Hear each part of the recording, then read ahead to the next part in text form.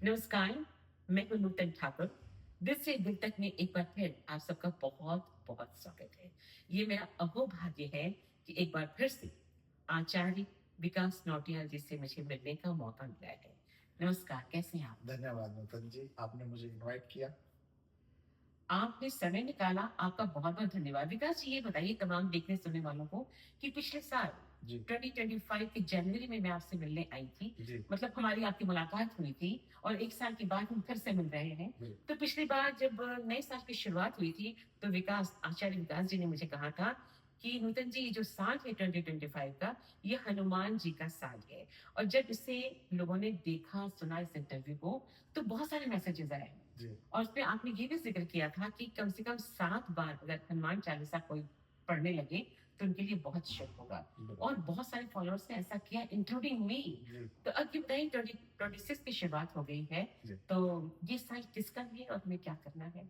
अ, नूतन जी, आपका प्रश्न शायद मुझे लगता है काफ़ी लोगों की उत्सुकता भी है इसी प्रश्न को लेकर के, क्योंकि मुझे भी काफ़ी मेल्स आती है और कॉल्स आती है, सर हमें नए साल के बारे में जानना है, इसको रोड मैप को प्लान करना है कि ये नया साल हमारे लिए कैसा रहेगा।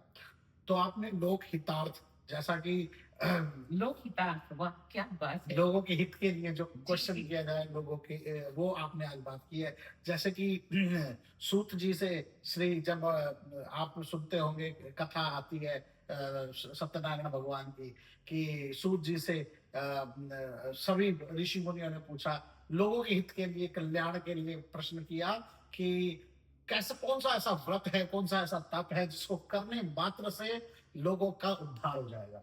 तो उसी प्रकार से आप भी एक विद्वान हैं और आप लोगों के हित के लिए प्रश्न कर रहे हैं, तो हम आपको प्रणाम करते हैं इसके लिए। और बहुत हमारा भी बड़ा सौभाग्य है कि आप जैसे विद्वानों से मिलने का मौका मिलता है पॉडकास्ट के माध्यम से और इंटरव्यू के माध्यम से।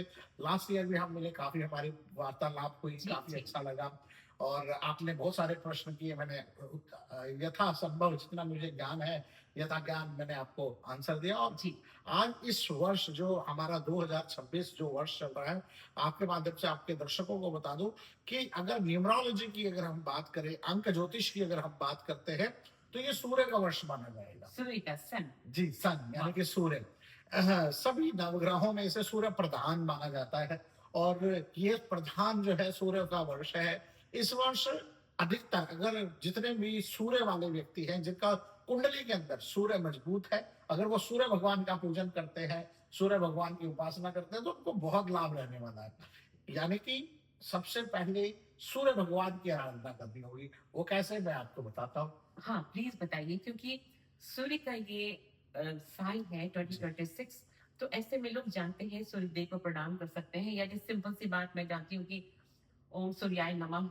मतलब मेरे जैसे आम लोगों के लिए कह रही हूँ कि जिसको नॉलेज नहीं है, आप तो आचार्य हैं, तो जी। ये बताइए कि क्या करना चाहिए ताकि सूर्य देवता प्रसन्न हो और आपका स्वास्थ्य अच्छा रहे, आपका जीवन अच्छा रहे, परिवार में सुख शांति हो? तो तमाम दर्शकों को बताइए कि क्या करना चाहिए हमें? इस वर्ष जितने भी जातक हैं उनको सूर्य भगवान सुबह प्रातः काल उठ करके सूर्य भगवान को जब तो चढ़ाना ही चाहिए। ज़रूर। अगर आपकी कुंडली के अंदर सूर्य मजबूत है तो भी और नहीं भी है तो भी, क्योंकि जब आप मानते होंगे नूतन जी कि जब हम कभी किसी व्यक्ति विशेष से मिलते हैं, उसकी जब वाइब्रेशन हमारे साथ मैच होने लगती है, तो हमारे घंटों कैसे निकल जाते हैं हमें पता पता ही नहीं नहीं चलता, चलता। बिल्कुल सही। और इतनी बातें हो जाती है और सुबह से शाम भी हो जाती है कई बार, तो हमें अच्छा महसूस होता है। इसके पीछे कारण है कि एक दूसरे की वाइब्रेशन, जब पॉजिटिव पॉजिटिव के साथ मिलेगा तो उसे बहुत अच्छा लगेगा। सही है। कोई मदिरा सेवन करने वाला वो मदिरा पान करने वाले से मिलेगा, तो उसे बहुत आनंद आएगा। सही है। तो गलत और सही कुछ नहीं है यहाँ हुँ, पर, लेकिन एक आनंद का विषय है जिसे मैं बता रहा हूँ कि वाह! एनर्जी की बात है। तो ये जो वर्ष है, कोई वर्ष गलत नहीं है, भगवान ने बनाए हैं, कोई दिन खराब नहीं है, सब भगवान के दिए हुए हैं।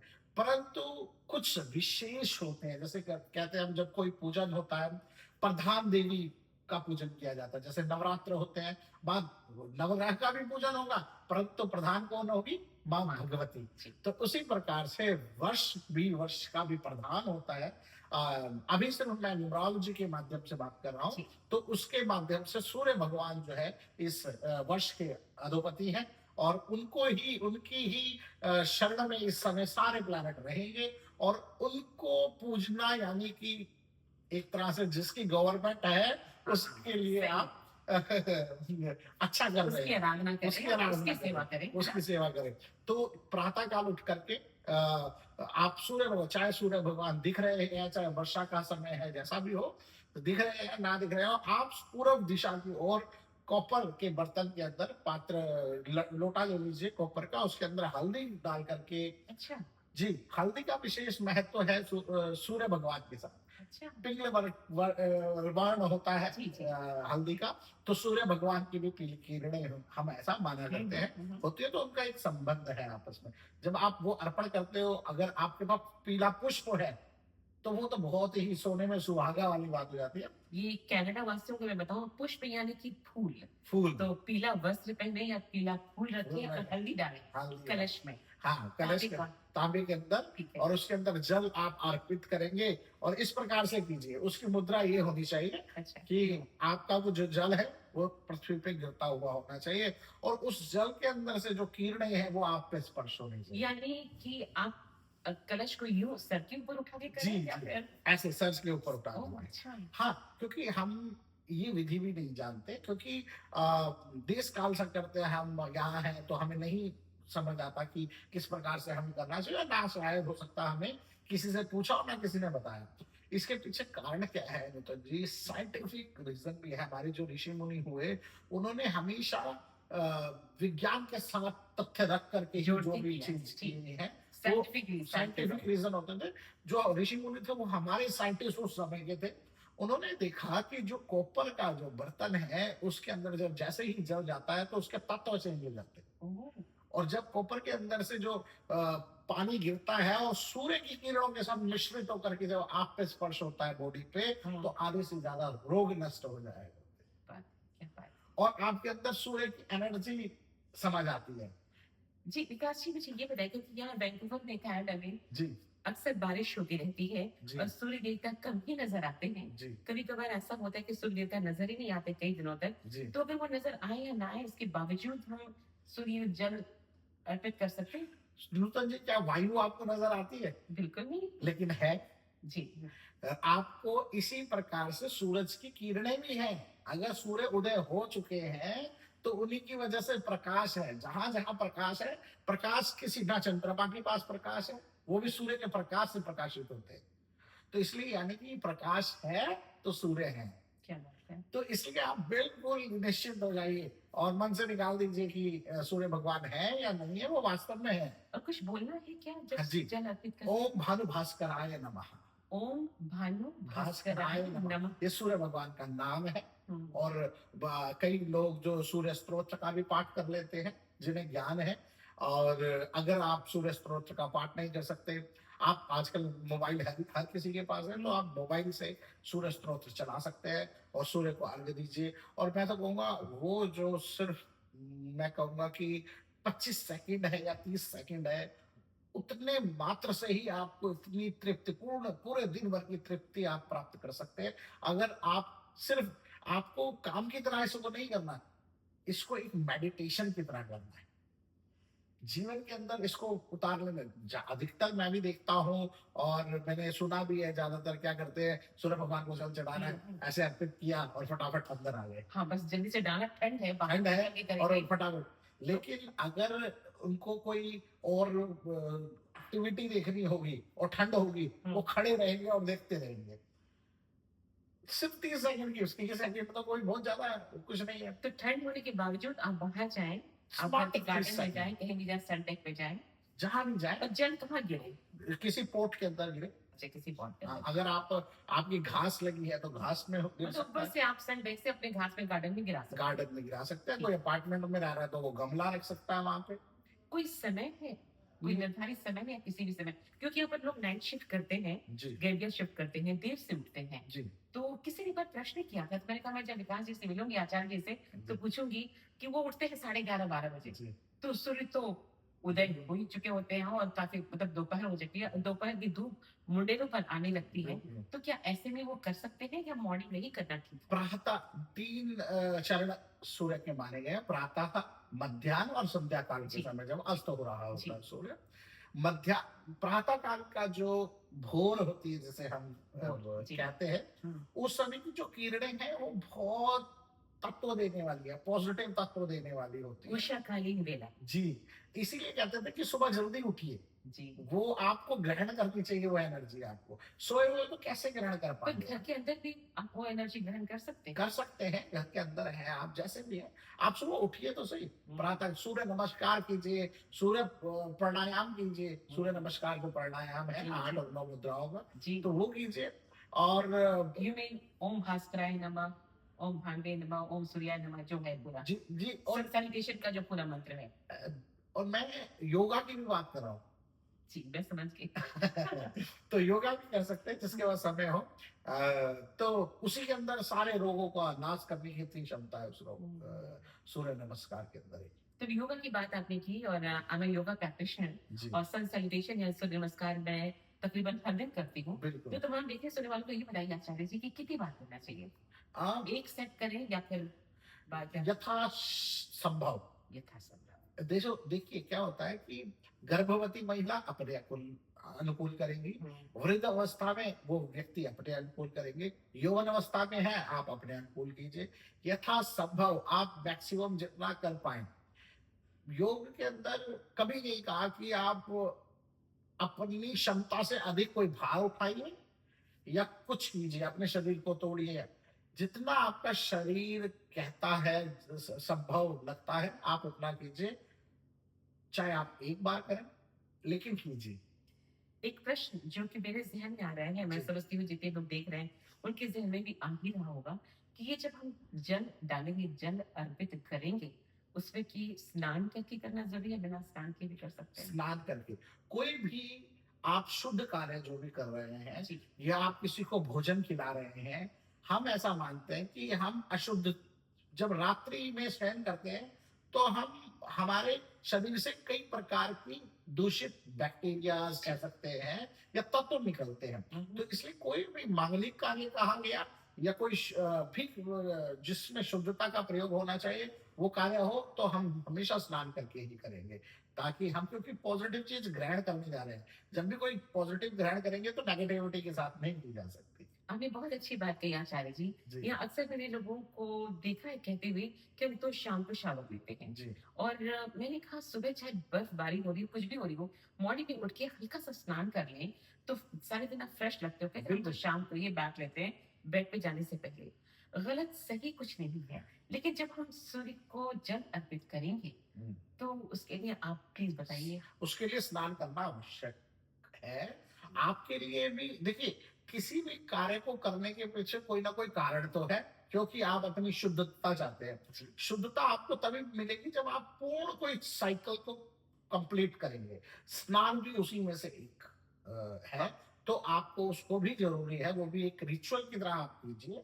और मैं तो कहूँगा बेशक हम कनाडा के अंदर हैं, हम यहाँ की सर्दी और इंडिया की सर्दी में फ़र्क है। बहुत फ़र्क लेकिन अगर आप प्रयास कीजिए अपने बच्चों को भी देखिए, ये हमारा सारी चीज़ जो है माइंड का गेम होता है ना? अगर हम अपने माइंड को और अपने बच्चे के माइंड को समझा पाएँ कि नहीं, हम प्रातः काल ही स्नान करेंगे, कुछ असंभव नहीं है फिर मुझे। शाम को भी चाहे तो कर सकते कर हैं। सकते हैं। लेकिन सुबह एक रूटीन बना लें, नियम बना लें। बिल्कुल। कुछ और टिप्स आप देना चाहेंगे? अक्सर लोग पैसों की बात करते हैं कि जी। इस साल पैसा कैसे आएगा? स्वास्थ्य कैसा रहेगा? तो प्लीज़ थोड़ा-सा कुछ आप टिप्स दे दें।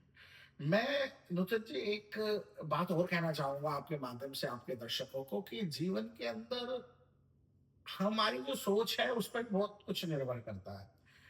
हमारी कुंडली, हमारा वास्तु और हमारी सोच और हमारा कर्म। आप कर्म आपके भाग्य में कोई चीज़ है तो आप कर्म करके उसे उठा करके ग्रहण नहीं करेंगे तो आपका पेट नहीं भरेगा। सही है। तो यानी कि कर्म और भाग्य दोनों ही एक सिक्के के दो पहलू हो गए। जी, उसी प्रकार आपकी जो सोच है उसको भी अच्छा होना आवश्यक है। आप जिस दृष्टि से वो भोजन पाएँगे, यानी कि आप चिढ़-चिढ़ करके वो भोजन खा रहे हैं, हुँ, आपके भाग्य में भी है, आप श्रम भी कर रहे हैं, यानी कि प्रयास भी कर रहे हैं खाने हुँ, का, तो वो आपके शरीर पे नहीं लगेगा। जब तक एक आपने देखा होगा, जो व्यक्ति चाहे थोड़ा खाए, बच्चा भी, उसके शरीर पे लगता है, कहते हैं कि भाई इसे तो हवा भी लगती है। मन प्रसन्न रहता है। मन प्रसन्न रहता है।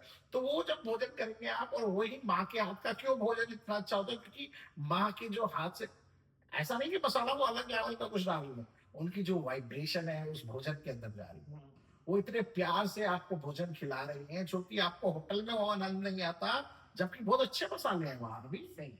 लेकिन वो माँ का प्यार है, वो एनर्जी है। तो इसलिए मैं ये कहना चाहूंगा आपके माध्यम से कि आप अपनी इस नए साल के अंदर आपकी सोच को अच्छा रखो। आप निश्चय कर लो कि मुझे इतने की टर्नओवर है, या मुझे इतने का काम करना, अगर आप बिजनेस में है तो आप ये, और अगर जॉब में है तो आप जिस लेवल पे जाना चाहते हैं वो लिख लीजिए, और निरंतर उस चीज को देखिए, डेली उसको देखिए, और उसके प्रति प्रयास कीजिए। जब जब आप देखोगे, जैसा कहते हैं ना, जैसी संगत वैसी रंगत, जी। जब आप उसको देख रहे हो, महसूस कर रहे हो, तो आप वो चीज अचीव कर ही लोगे। ये वास्तव में जो नया वर्ष है, सूर्य ऐसे ही देगा। जिस व्यक्ति ने इस सोच वर्ष को पॉजिटिव रखना है, और जो आपको करना है, जो आप चाहते हैं, उसे आप सोचिए और लिखिए। लिखिए, क्योंकि ये रोज जो, लिखें। इसके पीछे कारण बताता हूँ। ये जो फिंगर है और ये जो फिंगर है, ये आत्मा है और ये परमात्मा है। ओके। आत्मा और परमात्मा का जब मिलन होता है, हम्म, तो कोई भी, ये जो मुद्रा होती है, इसे योग मुद्रा भी जी। कहते हैं, हाँ। तो जब इन दोनों का आपस में मिलन होता है, तो आपकी, आप जो भी सोचते हो, सोच करके लिखते हो, वो आपका पूर्ण हो जाता है। आपने देखा होगा कि इसी मुद्रा में जितने भी ऋषि मुनि थे, वो तपस्या किया करते थे। जब, क्योंकि ये भी एक मुद्रा है, वो सोच रहे हैं और उस भगवान की उपासना कर रहे हैं, चाहे वो शिव जी है, चाहे वो ब्रह्मा जी है, और वो सोच में कहीं ना कहीं वो अपन लॉ ऑफ अट्रैक्शन भी प्राप्त कर रहे हैं इससे वो। क्या बात है। तो जब भी कहते हैं ना कि जब भी आप लिखते, लिखने के पीछे कारण क्या है, अगर मैं किसी को कहूंगा कि ऐसे बैठ करके आप सोचा करो, लोग थोड़ा सा वियर्ड लेंगे कि क्या बात है, ऐसे करने से क्या हो जाएगा। जब मैं कह रहा हूं कि लिखना, आपने देखा होगा कि हमारे भारतवर्ष के अंदर लेखनी हमेशा इस प्रकार से पकड़ी जाती थी, यस। और इन दोनों को मिलाया जाता था, और इसके बीच से पेन निकलता था। यस। तो ये मुद्रा के पीछे भी कारण था कि ये दोनों आत्मा और परमात्मा का मिलन हो। जब भी जो चीज लिखोगे वो आपको याद भी होता है। यानी इस साल जो भी आपकी ख्वाहिश है, उसे आप टाइप मत करिए कंप्यूटर पे या फोन पर भी मत टाइप करिए, लिखिए। लिखिए पेपर पे, कागज पेन। पेपर पे उतारिए उस चीज को जो आप प्राप्त करना चाहते हैं, और आपको लगता है कि अचीवेबल है, उसको लिखिए। और वो वास्तव में, हम अगले साल फिर से नूतन जी के साथ इंटरव्यू कर रहे होंगे, बातचीत कर रहे होंगे, और आपका ही कमेंट आएगा कि आपकी वो चीज प्राप्त हो जाए। क्या बात है। आचार्य जी, आपने समय दिया, आपका बहुत बहुत धन्यवाद। जाते जाते कुछ ऐसा है जो मैं पूछ नहीं पाई हूँ, हमारे तमाम दर्शकों को, सुनने वालों को, देखने वालों को कहना चाहें तो प्लीज आप कहें। मैं आपके दर्शकों को सिर्फ इतना कहना चाहूंगा कि जीवन के अंदर हमारे पास, किसी के पास समय नहीं है, लेकिन अगर आपने इतनी यह वीडियो देख ली है ना, तो एक बार नूतन जी को कमेंट करके, या कॉल करके, या मैसेज करके जरूर बताइएगा कि आपको यह वीडियो कैसी लगी।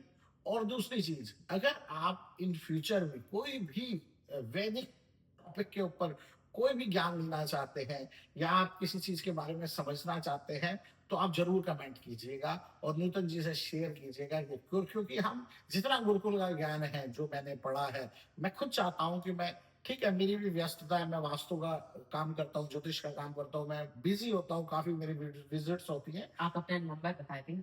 हाँ जी, लेकिन आप जरूर नूतन जी से संपर्क करके बताइए। आप मुझे भी संपर्क कर सकते हैं। मेरा नंबर है 778-744-4466 778-744-4466। 4466 जी। क्या बात है। और दिल से दिल तक नूतन ठाकुर के साथ इस चैनल को आप सब्सक्राइब, अगर आपने नहीं किया है, देख रहे हैं, तो जरूर सब्सक्राइब करिए। धन्यवाद। आचार्य जी, आपका बहुत बहुत धन्यवाद। जी। सभी देखने सुनने वालों को नूतन ठाकुर का प्रणाम और नमस्कार। नमस्कार। दिल से दिल तक में आप सबसे मैं फिर मिलूंगी अगले एपिसोड में कुछ नई और अलग बातों के साथ। नमस्कार। नमस्कार।